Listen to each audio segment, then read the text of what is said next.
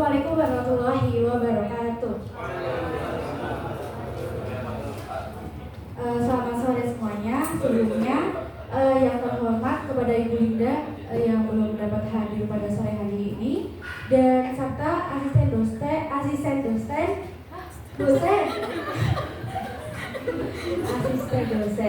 yang dapat menemani kita pada sore hari ini. Perkenalkan, nama saya Rehanida dengan NIM 22504-250. Di sini saya akan sedikit mempresentasikan yaitu peran etika dalam akuntansi dan bisnis. Sebelumnya, tujuan akuntansi ialah untuk menyediakan informasi yang relevan dan tepat waktu untuk pengembalian keputusan pengguna. Sedangkan etika adalah prinsip-prinsip moral yang membimbing perilaku individu. Sayangnya, manajer bisnis dan akuntan terkadang berperilaku tidak etis. Maka dari itu, hasil dari etika dalam akuntansi ialah laporan keuangan yang jujur, sehingga investor tidak terjebak dalam keputusan yang salah dan ekonomi tetap stabil. Jika tidak ada etika sendiri, maka akan menyebabkan seperti denda, pemecatan, dan tuntutan hukum. Next. Di dalam dunia akuntansi, apalagi bisnis, tak mungkin terjadi kecurangan. Berikut contoh kecurangan yang ada di dalam dunia akuntansi. Saya akan sedikit menjelaskan dua perusahaan saja. Yang pertama ada perusahaan Enron. Perusahaan ini melakukan kecurangan mengelabungkan laporan keuangan secara curang. Dampak dari kecurangan ini ialah bangkrut. Eksekutif senior dipidana. Kerugian pasar saham sebesar 60 miliar dolar. Yang kedua, perusahaan komputer Associated International INC.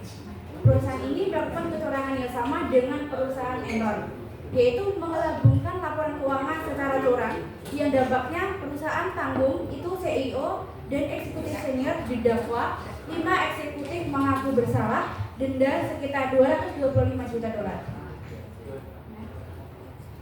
Mengapa kecurangan ini dapat terjadi? Karena kegagalan karakter individu.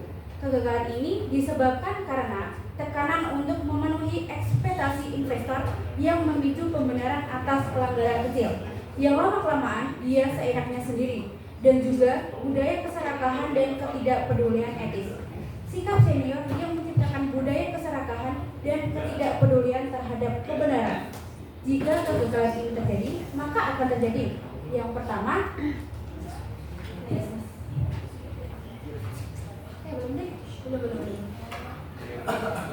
yang pertama, manipulasi laporan keuangan.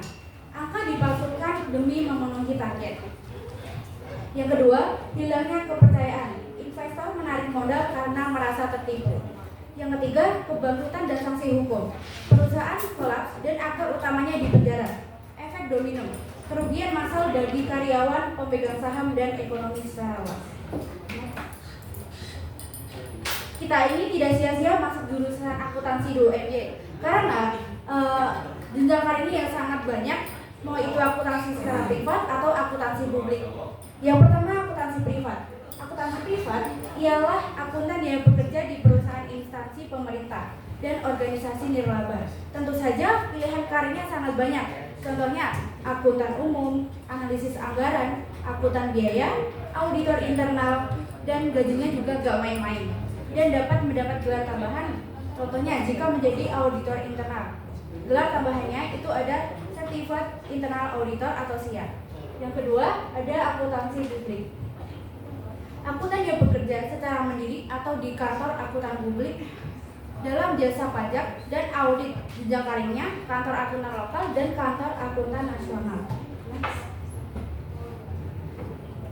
Prinsip akuntansi yang diterima secara umum. Yang pertama, secara internasional, standar pelaporan keuangan internasional atau IFRS. IFRS dianggap lebih berbasis prinsip daripada GAAP-AS yang dianggap lebih berbasis aturan. Sebagai contoh, GAAP-AS terdiri dari sekitar 17.000 halaman yang mencakup banyak hal yang spesifik untuk industri tertentu.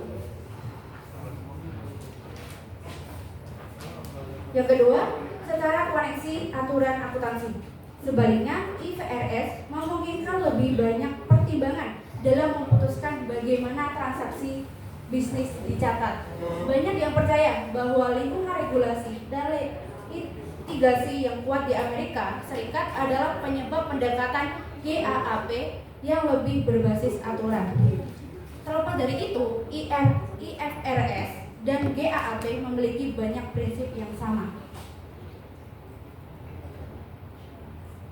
Selanjutnya, regulasi dan standar akuntansi GAAP atau Generally Accepted Accountancy Principle.